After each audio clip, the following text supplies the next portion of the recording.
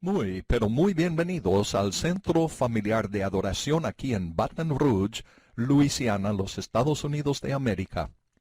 Estamos reuniéndonos en esta oportunidad para un estudio de la Palabra de Dios. Sí, este estudio en la Palabra de Dios fortalecerá su vida espiritual y le ayudará a ver y entender más claramente Jesucristo y el crucificado, que es precisamente el mensaje de la cruz. Y estamos con nuestro amado pastor evangelista Jimmy Swaggart, que está enseñando cada semana sobre la epístola de San Pablo a los Gálatas. Vamos al culto ahora mismo con nuestro amado hermano Jimmy Swaggart. Gloria a Dios. Esa música me hace una gran bendición y creo que es bendición para ustedes también. No voy a demorar esta noche mucho porque creo que hay algunas verdades bíblicas que son muy, pero muy importantes. Voy a rogar a mi hijo Donny Swaggart que él abra la Biblia a Gálatas, el capítulo 2, versículo 20 y el versículo 21. Muy bien, Donny, tenga la bondad de leer comenzando con el versículo 20 del capítulo 2 de Gálatas. Con Cristo estoy juntamente crucificado. Como el fundamento de toda victoria, Pablo aquí nos lleva de nuevo a Romanos capítulo 6, versículos 3 al 5. Mas yo vivo, tengo nueva vida. No ya yo, no por mi propia fuerza y capacidad, mas vive Cristo en mí, en virtud de haber muerto con Él en la cruz, y resucitado con Él a novedad de vida. Y la vida que ahora vivo en la carne, mi andar diario ante Dios, la vivo en la fe del Hijo de Dios. La cruz siempre es el objeto de mi fe, el cual me amó, y se entregó a sí mismo a muerte por mí, que es el único camino por el cual yo podría ser salvo. No desecho la gracia de Dios. Si hacemos el objeto de nuestra fe algo además de la cruz de Cristo, frustramos la gracia de Dios, lo que significa que impedimos su acción, y el Espíritu Santo ya no nos ayudará. Porque si por la ley fueses la justicia, cualquier tipo de ley, entonces por demás murió Cristo. Si puedo vivir con éxito para el Señor por algún medio aparte de la fe en Cristo y la cruz, entonces la muerte de Cristo fue un desperdicio. Nuestro Padre Celestial, ayúdanos hoy. Señor, te amamos y te rogamos que nos unjas con el Espíritu Santo para abrir tu palabra, para entender tu palabra, para enseñar tu palabra. Esta palabra injertada que puede salvar nuestras almas. Y Señor, te rogamos todo en el nombre precioso de nuestro Señor Jesucristo. Amén y amén.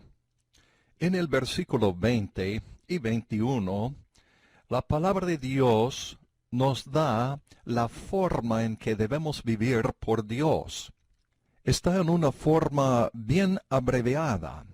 Y luego nos dice en versículo 21, aquí en este capítulo 2 de Gálatas, si nosotros no permanecemos y cumplamos con lo que Él nos ha dado en este orden prescrito de Dios, que Él nos dio en el versículo 20, entonces la anularemos y no podremos vivir una vida victoriosa en Cristo Jesús. Frustramos la gracia de Dios.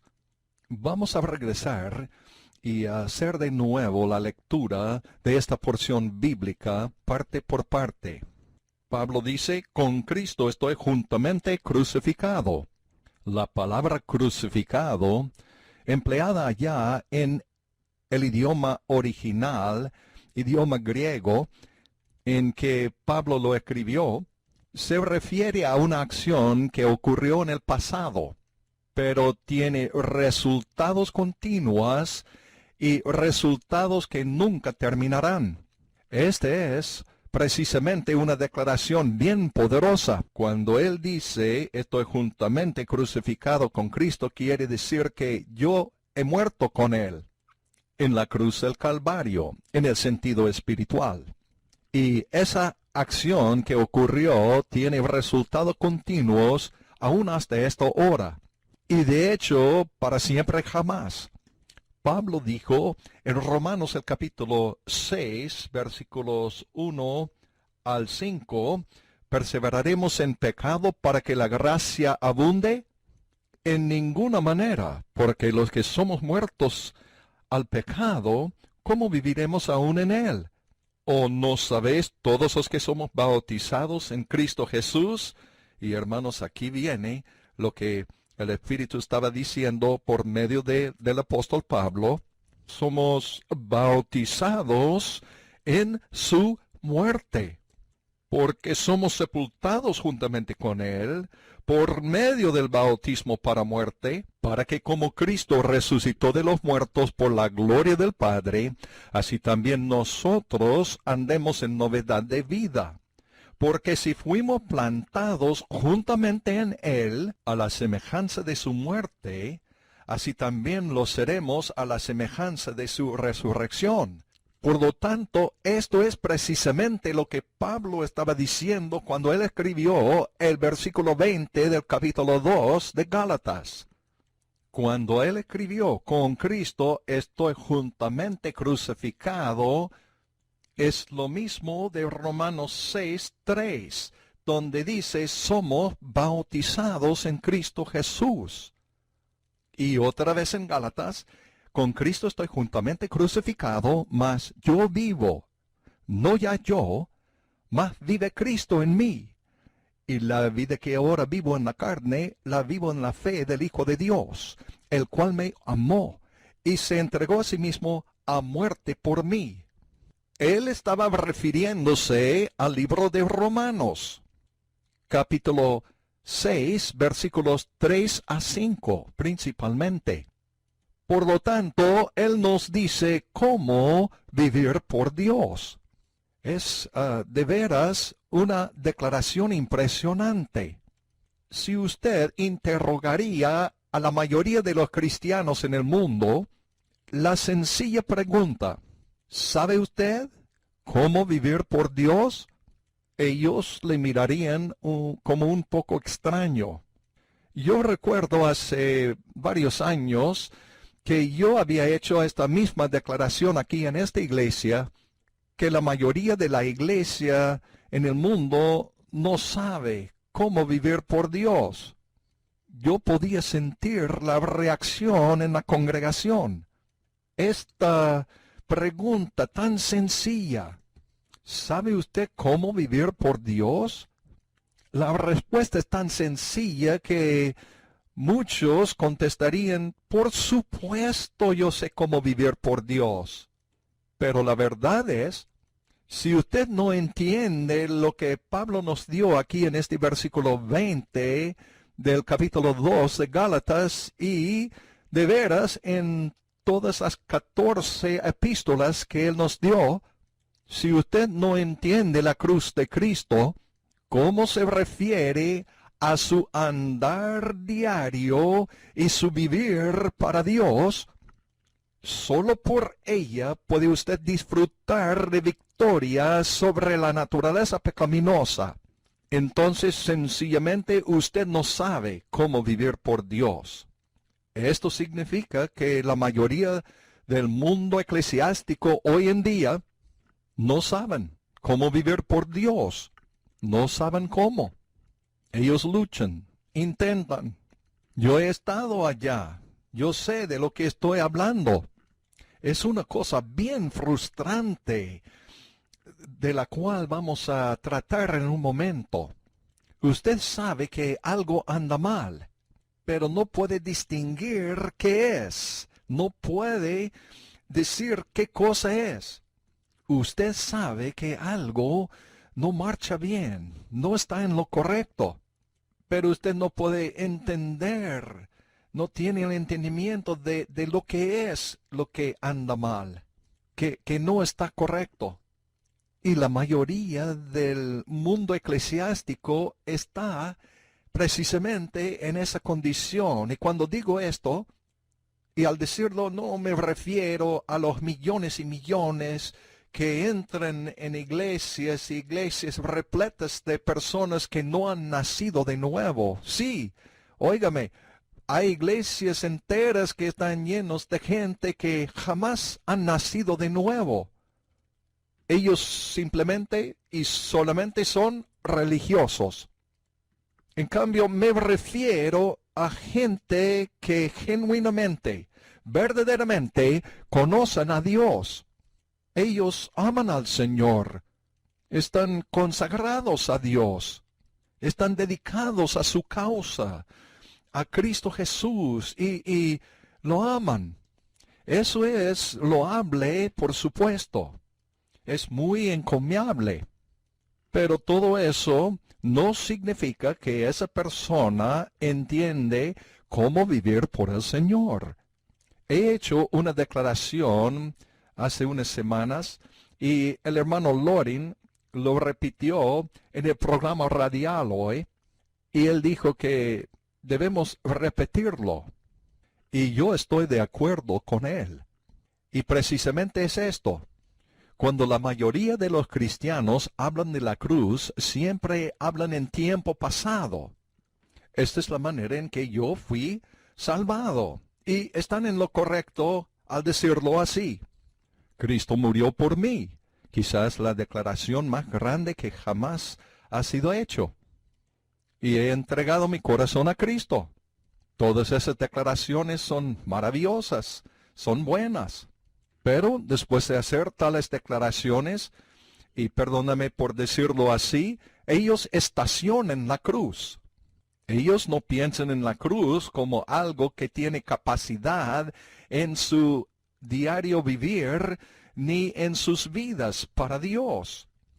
Ellos no piensan en la cruz como algo vigente para sus vidas hoy mismo.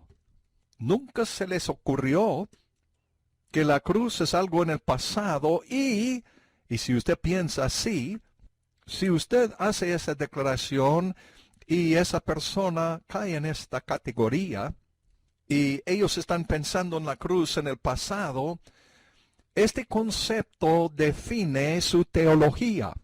¿Me están siguiendo? Esto define su teología. Esta declaración automáticamente declara que ellos no entiendan lo que Pablo nos dio. No entienden esto.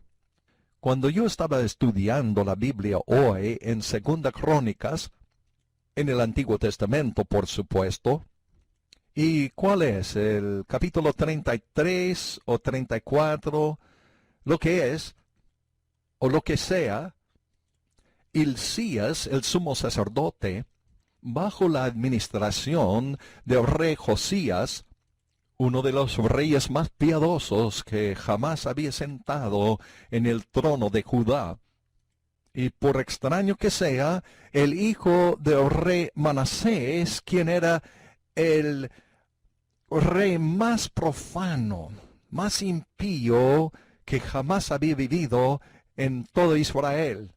Ese hombre era tan malvado que hasta quemó a su propio hijo como una ofrenda a uno de los dioses paganos. Lo ofreció en holocausto.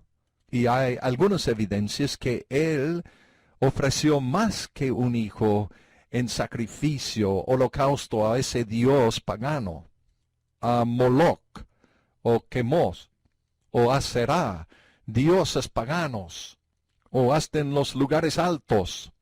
Pero cerca del fin de su vida, él entregó su corazón a Dios.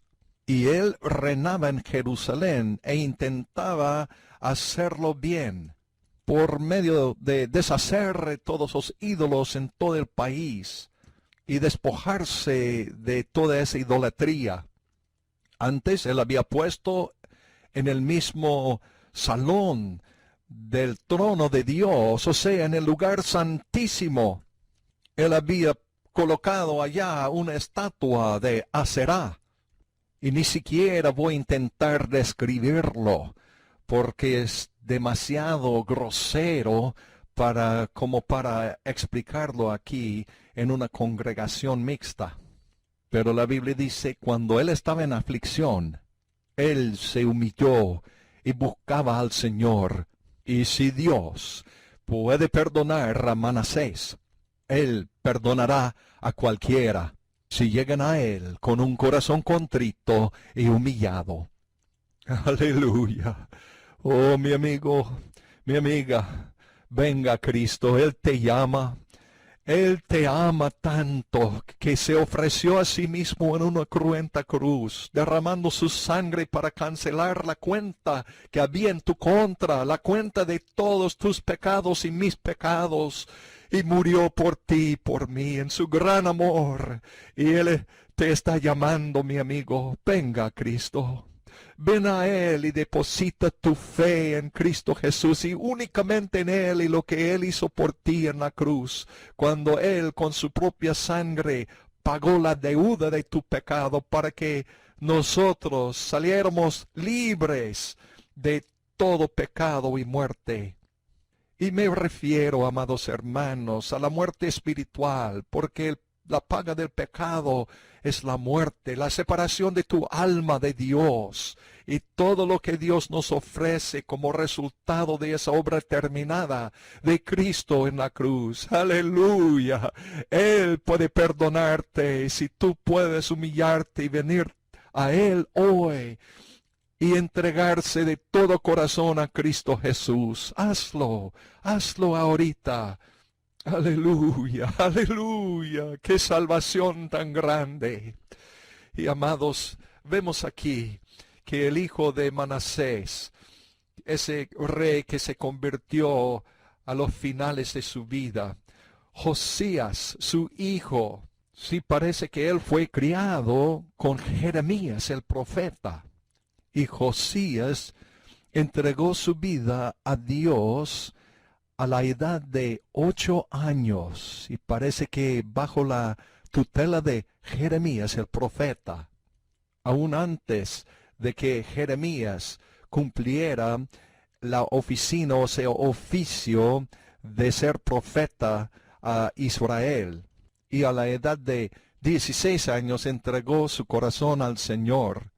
O sea, parece que desde la edad de 8 años a 16 años, Josías estaba con Jeremías y aprendió mucho acerca del camino del Señor. Y a la edad de 16 años, hecho rey, él comenzó a reformar a Judá en los caminos del Señor. Josías, Hilcías, mientras estaban limpiando el templo, reparando el altar, reparando todo el templo, porque había caído, había deteriorado en los últimos años y décadas de descuido. Sí, había deteriorado mucho. Y él entra en el salón del trono del rey Josías. Y él está bien animado, porque él había hallado en el templo un rollo bien grande, que era la ley actual de Moisés, escrito por mano de Moisés. No una copia, pero el documento original, la firma original, que fue escrito hacía 1800 años antes. Y no puede usted imaginar ese momento cuando él se paró allá con ese rollo en su mano, escrito sobre piel de un animal. ¿Y hay alguna duda en lo que ese rollo contenía? Contenía quizá los 5 libros del Pentateuco: Génesis, Éxodo, Levítico, Números y Deuteronomio. Y algunos dicen que solamente contenía Deuteronomio, y otros dicen que solamente contenía Génesis y Éxodo. Algunos dicen Deuteronomio y Éxodo, y algunos todos los 5 libros. De todos modos, Hilcías leyó todo el rollo, todos los libros, si habían más que uno. Y las Santas Escrituras no nos dicen, amados hermanos, cuántos días duró esa lectura. Pero él leyó todo el rollo a Josías. El rey escuchó la ley de Dios, la palabra de Dios. Los dos documentos más grandes en todo el mundo que han cambiado el curso de la historia y ha cambiado el curso de la vida de millones indecibles, de corazones y vidas, el antiguo convenio y el nuevo convenio. El cuerpo del antiguo convenio fue dado a Moisés, que se llama el Pentateuco. Todos los demás libros del Antiguo Testamento comentan sobre lo que Dios le dio al gran dador de la ley. El nuevo convenio, a la cual siempre el Antiguo Testamento señalaba, y ese antiguo convenio tenía el propósito de ser solamente temporario, pasajero, y señalaba al nuevo convenio, que le fue dado al apóstol Pablo en sus 14 epístolas, y todos los demás libros, los evangelios y las otras epístolas del Nuevo Testamento señalan y se dirigen y apuntan al nuevo convenio y lo complementan, y son la palabra de Dios tanto como los escritos de San Pablo, pero todos ellos, los demás libros del Nuevo Testamento, lo complementan. Ese gran nuevo convenio que nunca va a terminar, nunca va a acabarse. Cuando usted sostiene la Biblia en su mano, usted está sosteniendo esos dos convenios.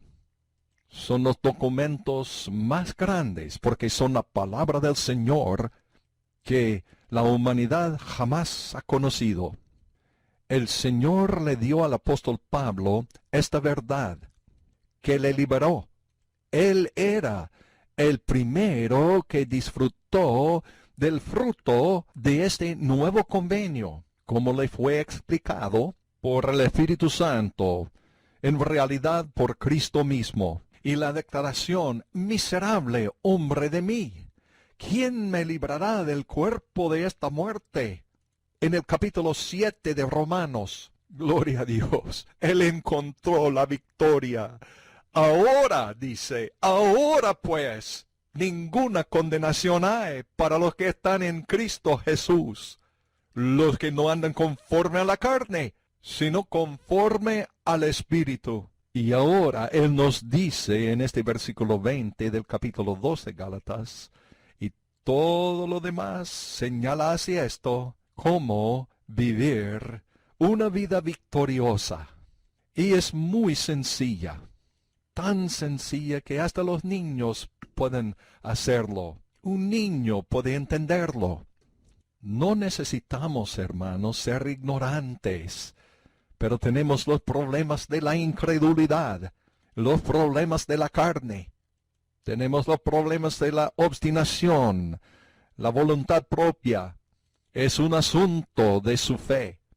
Por eso Pablo dijo al joven predicador Timoteo, sí, le dijo a Timoteo, tiene que batallar la buena batalla de la fe. Nuestra fe está puesta exclusivamente en Cristo y la cruz.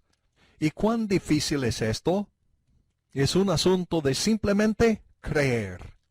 Y ahí precisamente la iglesia naufraga.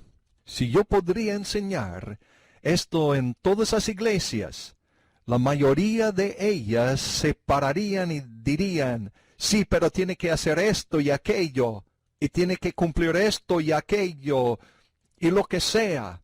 Francis, en su programa radial esta mañana, estaba haciendo un resumen de varias cosas, de los días tempranos de nuestro ministerio. No sé mucho ahora, pero yo no sabía nada en ese entonces. Como joven predicador, no sabía nada. Y yo puedo recordar, no sé si ustedes lo captaron o no, si estaban sintonizando a su programa, Ella se vistió de un vestido rojo una noche. Sucedió en el estado de Alabama. Y el pastor se le acercó después del culto y le informó que no podía vestirse así en un vestido rojo en el futuro. Y ella le contestó, ¿por qué? Y él le replicó que ese es el vestido de las mujeres de mala fama.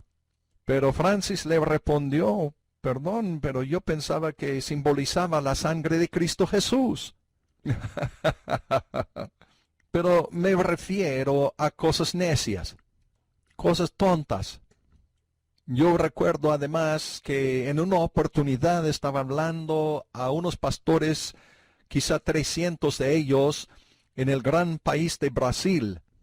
Y uno de los hombres, los pastores allá, se levantó y me dijo, ¿cuándo su programa de televisión salió al aire en Brasil? Nosotros sintonizamos y damos cuenta que su programa es de Dios. No pudimos negar que el Espíritu de Dios estaba allá. Pero usted hizo algo que nosotros aquí en Brasil no hicimos. Nosotros creíamos que estaba mal hacerlo. Y yo le pregunté, ¿qué cosa?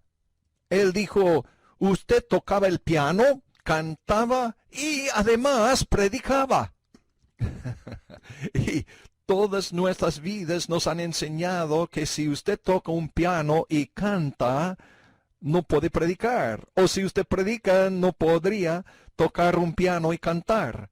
Y yo pensaba, gracias a Dios, no le habían dicho a David eso. Y él dijo, nosotros miramos al uno al otro semana tras semana mientras tu programa estaba saliendo al aire. Y pensamos, Señor, tú no le has matado. Y él dijo, enseguida dijo, ahora, amado hermano Jimmy Swaggart, nosotros también oramos, tocamos el piano, cantamos y predicamos también. Gloria a Dios. Una de las primeras reuniones que celebramos allá estaba en Brasilia, capital, una ciudad nueva, capital de Brasil. Y el gobierno de Brasil ya hace años se fue al centro del país, a un lugar desolado, y construyó su capital. Centenares y centenares de pastores y miles de gente estaban reunidos allá para esa gran reunión. Y Frances subió a la plataforma, por supuesto ella estaba conmigo, y ella tenía un collar, y muchos de los cristianos le miraban a ella, y decían, oh Señor, un collar. Si Francis hubiera subido a esa plataforma con tornillos de orejas como esta hermanita aquí en la congregación esta noche, ellos quizá hubieran muerto de apoplejía.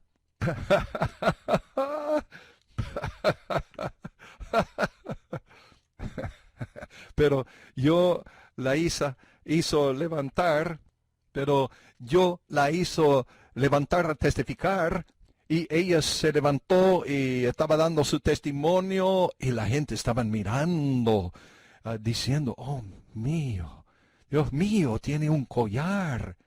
Y después del culto, uno de los misioneros nos informaron que así enseñan aquí que es pecado tener un collar así. Y yo le dije a Francis, quizá mejor no poner un collar mañana por la noche. La cosa equivocada, decía Francis. Ella dijo en forma simpática, ¡qué tontería!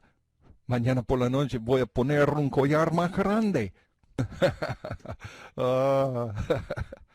Aleluya.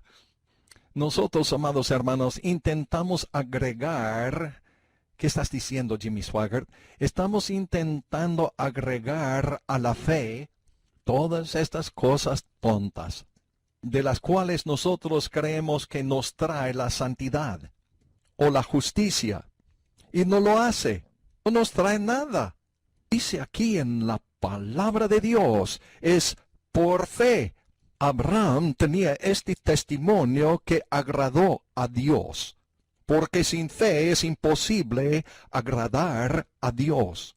La fe en Cristo Jesús, no la fe en tu iglesia, aunque yo quisiera que usted ama a su iglesia, y quisiera que me ama a mí, y quisiera que tenga fe en mí, pero yo no puedo salvarte. Usted no puede tener, y yo no tengo la fe salvadora en mí. Yo no le puedo salvar. Es la fe sencilla en Cristo y lo que Cristo hizo por ti. Y cuando esto sucede, el Espíritu Santo que mora en usted y permanece en usted, sí, va a comenzar a obrar en su vida. Satanás no va a retirarse, él va a golpearte y hacer todo lo que pueda. Y si es así, estás en el camino correcto. Y tú vas a ver que vas a experimentar la victoria sobre ese mal genio. Quizá requeriría que tu esposa te golpeara en la cabeza con una olla, pero tendrás victoria sobre ese mal genio. Y tendrás victoria sobre, y he aquí, el pecado peor de todos, y voy a decirles lo que es. Y se ha preguntado qué es el peor pecado que yo puedo cometer. ¿Qué piensa, qué opina que es? El peor pecado, el pecado que causa más problemas, más quebrantamiento de corazón, más separación de matrimonios, más vidas desperdiciadas, más abandono entre los cristianos, más robo. Sí, más robo de tu victoria, tu gozo y tu paz. ¿Qué es ese pecado? Santiago dijo que es la lengua. Sí, la lengua, dice Santiago, es un mundo de maldad y ningún hombre puede domarla. La lengua. La lengua. Es un silencio profundo aquí. Y usted me diría, yo puedo pensar en pecados peor que esa lengua. No, no se puede. El Espíritu Santo sí puede domarla. Él es el único que puede. Y Él puede domarla por virtud de lo que Cristo hizo en la cruz. Pablo dijo que con Cristo estoy juntamente crucificado, mas yo vivo, no ya yo, mas vive Cristo en mí, etc. Pero después de esto, Él declara en versículo 21 del capítulo 2 de Gálatas, no desecho, o sea, frustro la gracia de Dios, porque si por la ley fuese la justicia, entonces por demás murió Cristo. No frustro la gracia de Dios. Vamos a investigar esa palabra, frustrar. Frustrar quiere decir detener, deshacer. Quiere decir hacer lo imposible que siga, que continúe. Es más que estorbarla. Sí, lo hace, pero es más que eso. La detiene completamente. Detiene la gracia de Dios en la vida de uno mismo. No frustro, no desecho la gracia de Dios. Sería como yo tengo que correr en una carrera aquí, fuera de la iglesia, y alguien va a estar sobre mí 200 libras de peso sobre mi espalda. Yo no voy a correr mucho, porque estoy frustrando mi habilidad para correr por medio de esta carga extra. Gracia. La gracia es simplemente la bondad de Dios extendida a los creyentes inmerecedores, porque Él está hablando de creyentes aquí, creyentes inmerecedores que no pueden tener suficiente mérito para tal y no podrán nunca tener tal. Es la bondad de Dios, todas esas cosas buenas que Él tiene para nosotros.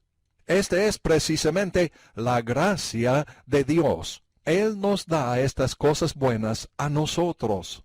Pero cuando usted frustra la gracia de Dios, la bondad de Dios, se detiene.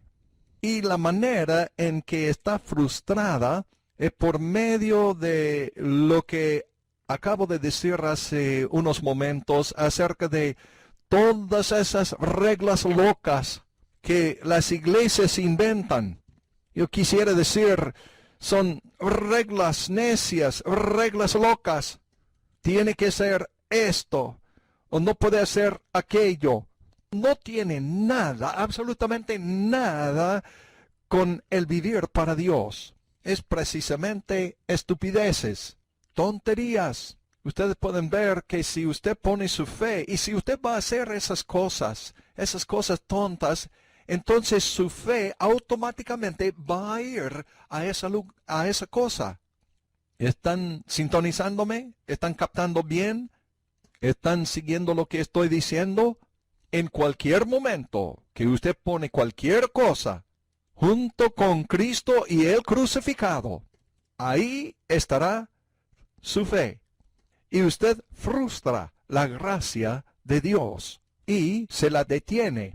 Y ahí precisamente está la mayoría de los cristianos. Están intentando vivir por Dios por los medios de la carne. Las obras, ley, reglas y ordenanzas que nosotros inventamos, lo que sea el caso, y su fe no está exclusivamente en Cristo.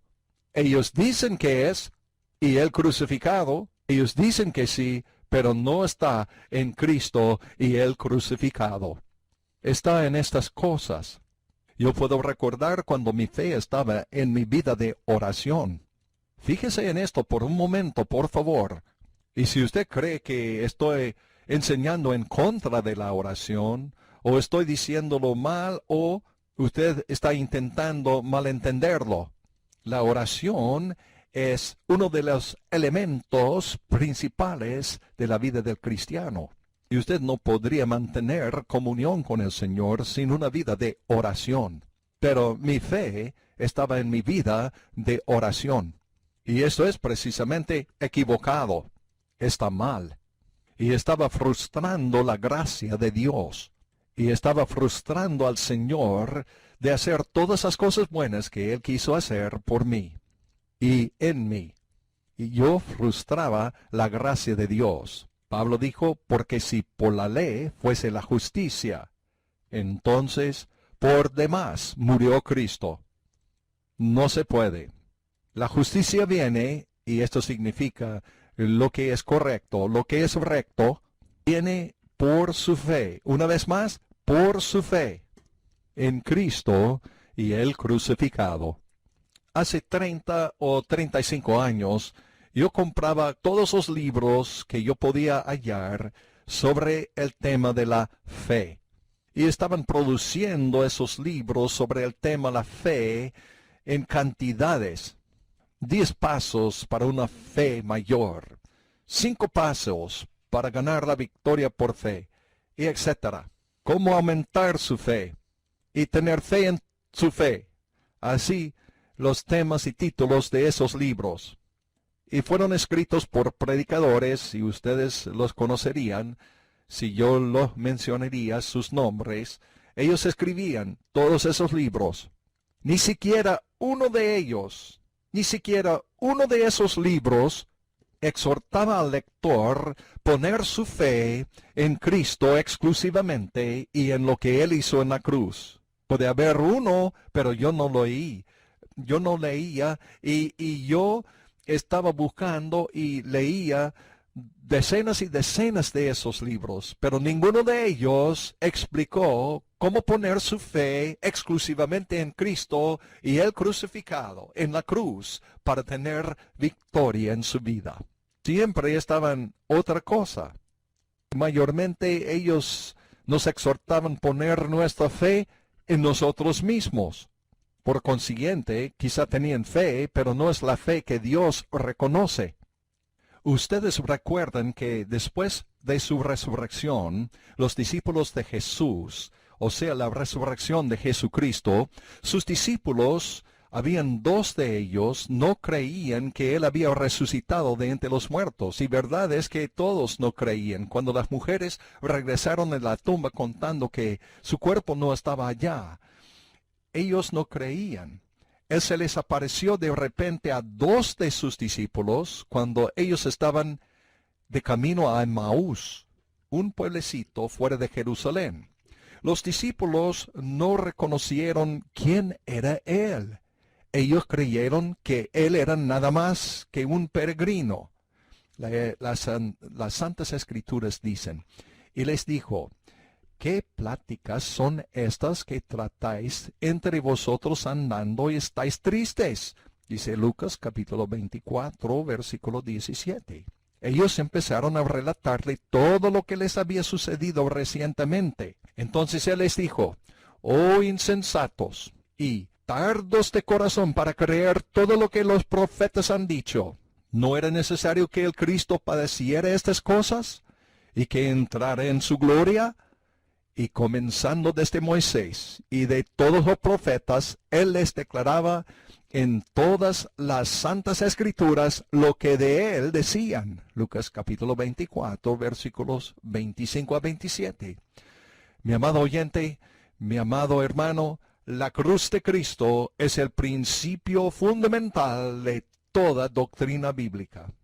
Él es el fundamento porque es el primer principio de la redención. Sí, es el fundamento mismo porque es el primer principio de la redención, creada en la mente de Dios, incluso desde antes de la fundación del mundo. Así dice 1 de Pedro, capítulo 1, versículos 18 a 20. Significa que toda doctrina tiene que edificarse en el fundamento de Cristo y de la cruz, o de otro modo será errónea. Y ese es precisamente el problema de la iglesia moderna, mis amados oyentes, pues está edificando doctrinas sobre otros fundamentos. Pablo trató esto diciendo, conforme a la gracia de Dios que me ha sido dada. Yo como perito arquitecto, en esencia Pablo, bajo Cristo, fundó la iglesia, puse el fundamento, Jesucristo, y a este crucificado. Y otro edifica encima. Se refiere a todos los predicadores subsecuentes a partir de ese entonces, hasta este mismo momento que han edificado sobre este fundamento. Empero, dice Pablo, cada uno vea cómo sobreedifica. Todos deben predicar la misma doctrina que Pablo predicó, en esencia, Jesucristo y este crucificado. Porque nadie puede poner otro fundamento que es el que está puesto. Algo que no sea la cruz es otro fundamento y, por lo tanto, es inaceptable al Señor. Sí, es inaceptable al Señor, el cual es Jesucristo, quien es la manifestación de Dios en la carne y lo que Él hizo, la redención por medio de la cruz. Así dice la Biblia en 1 Corintios 3, versículos 10 y 11.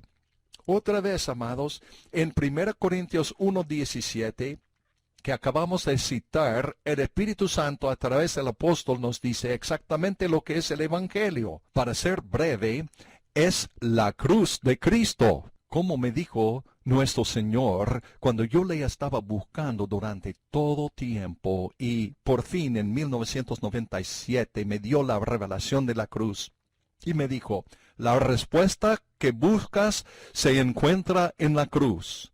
Efectivamente, él dijo, en la cruz y solo en la cruz.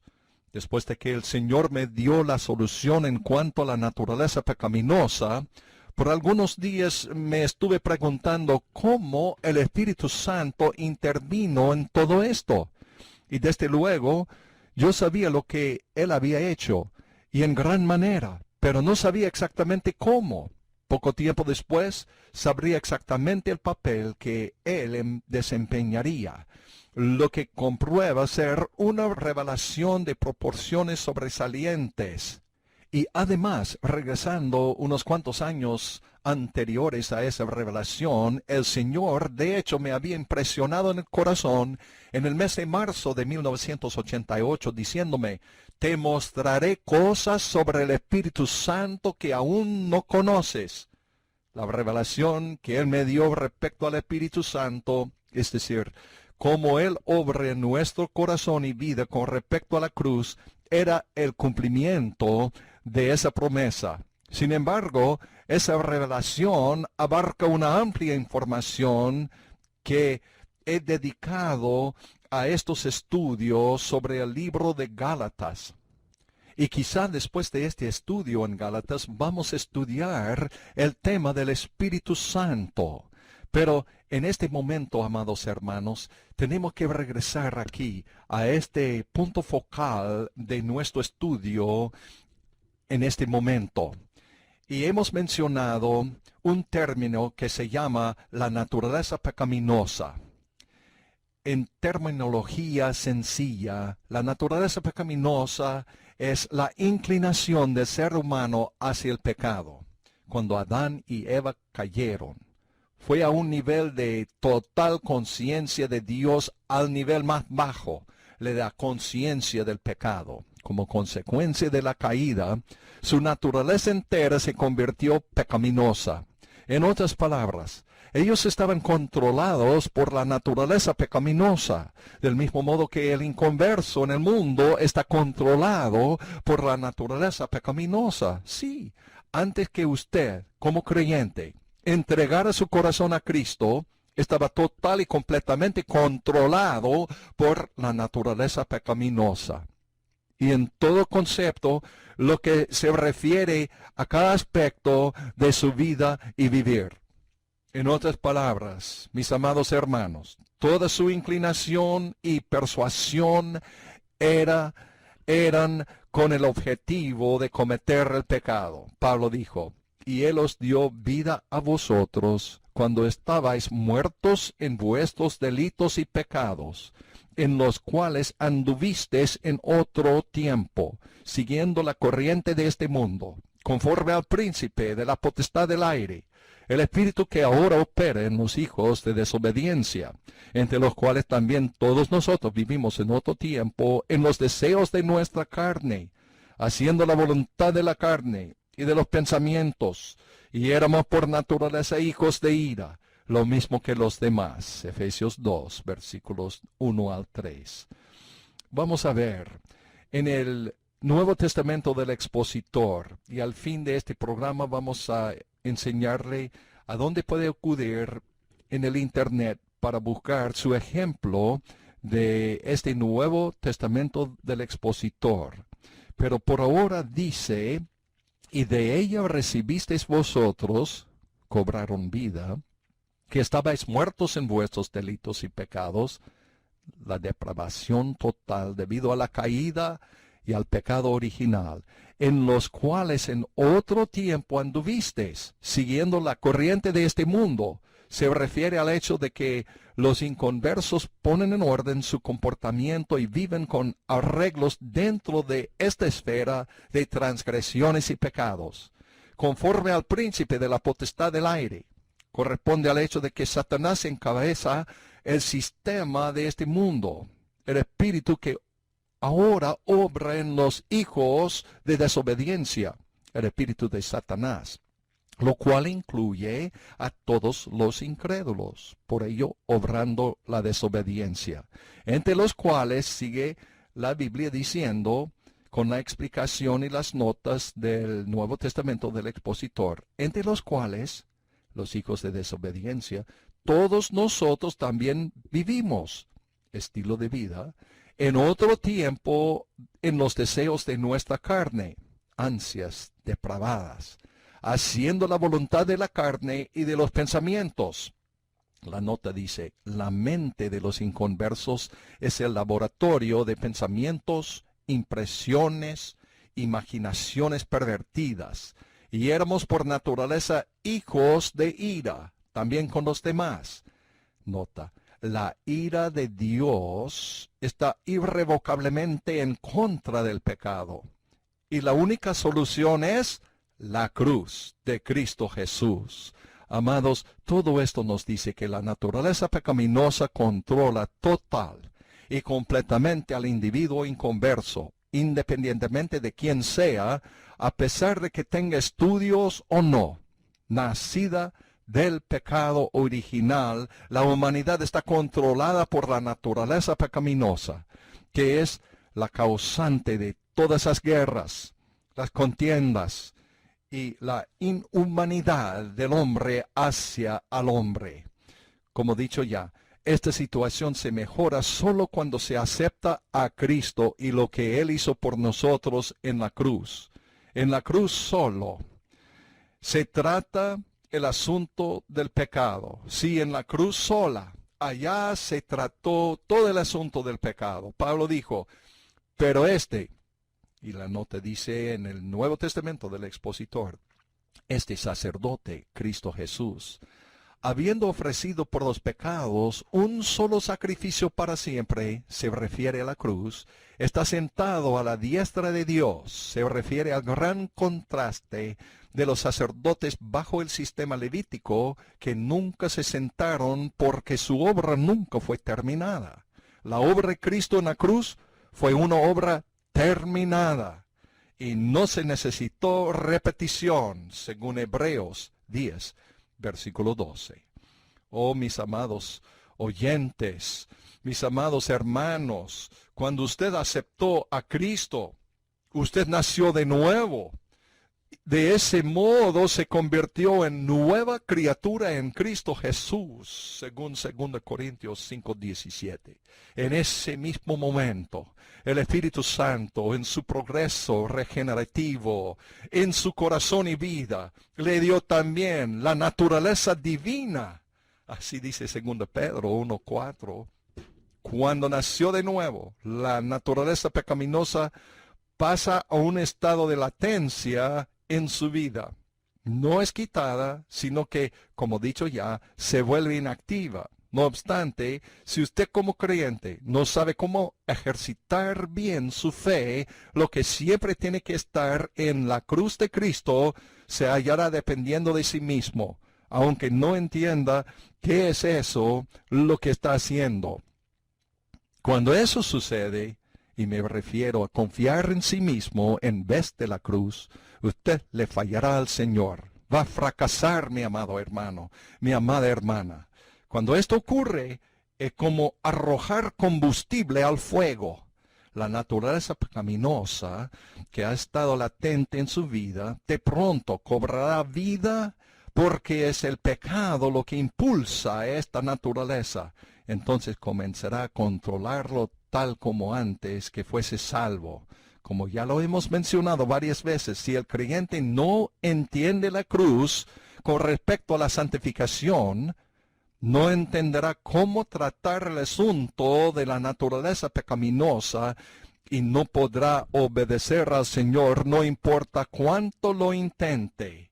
Y Pablo dijo, no reine, domine pues el pecado en vuestro cuerpo mortal, para que obedezcáis en sus concupiscencias. ¿Cuál es la solución? La solución es nuestro texto. No debemos frustrar la gracia de Dios. Hemos explicado que esto es detener la gracia, porque solo la gracia, fluyendo por el poder del Espíritu Santo, nos da todos los beneficios de los cuales Cristo compró en la cruz por nosotros en su obra terminada allá, al derramar su sangre, al derramar su vida en sacrificio, en ofrenda de sacrificio por nosotros, cancelando la cuenta que había en nuestra contra, el pecado y la muerte. Y ahora nos da su victoria sobre el pecado y la muerte por medio de fe en esa obra terminada y en quien Él es, el Redentor, el Salvador del mundo. Por eso Pablo recibió esa divina revelación que nos da la victoria. Gloria a Dios por este nuevo convenio. Sí, aleluya. Él dijo con Cristo. ¿Con quién? Con Cristo estoy juntamente crucificado. Mas yo vivo, no ya yo, mas vive Cristo en mí. Y la vida que ahora vivo en la carne, la vivo en la fe del Hijo de Dios, el cual me amó y se entregó a sí mismo a muerte por mí. Amados, tenemos que identificarnos con la muerte de Cristo. ¿Ha muerto usted con Cristo? en el sentido espiritual? ¿Has sido sepultado con Él en el sentido espiritual? ¿Has resucitado en el sentido espiritual con Cristo? Este es el bautismo en Cristo. No es en agua, sino esto puede seguir después como un testimonio al mundo de que usted ha nacido de nuevo y tiene la naturaleza divina morando en ti. Y que la naturaleza pecaminosa está latente, está durmiendo en ti. Pero cuidado, si usted frustra la gracia de Dios, eso excita la naturaleza pecaminosa. ¿Y cómo sucede eso? Es por quitar sus ojos de Cristo y la cruz y ponerlos los ojos en otras cosas. Esas cosas que la iglesia le gusta agregar a la obra terminada de la gracia de Dios en la cruz. Esas reglas, ordenanzas, hacer esto y aquello y tener su fe en esas cosas. Entonces entra otra vez la naturaleza pecaminosa dominando la vida del creyente. Oh, amados, les exhorto, Cristo nos ama y ha preparado este camino nuevo para nosotros. Y hay solo un camino y está en Cristo y el crucificado. Pon su fe en Cristo. Guarda y hacer permanecer su fe solamente en Cristo y lo que Él ha hecho en la cruz por nosotros. Y entonces esto da al Espíritu Santo la libertad de acción para que obre en nuestras vidas, trayéndonos, llenándonos con esa victoria y triunfo que Él compró en la cruz. No viene por sus propios esfuerzos. Gloria a Dios. Podemos tener la victoria sobre el pecado, el mundo y la carne. Sí, todos los días en nuestras vidas podemos batallar esta batalla de la fe, echando mano a la vida eterna. Es nuestra, amados oyentes. Oh, gracias, gracias por habernos acompañado durante estos momentos tan preciosos de enseñanza en la palabra de Dios. Usted puede ir al internet, allá en nuestra página del internet en www.jsm.org, otra vez jsm.org, y allá buscar por su ejemplar y cómo adquirirlo del Nuevo Testamento del expositor. Que Dios los bendiga abundantemente y que la cruz sea tu tesoro más precioso en esta vida. Amén. Hasta la próxima.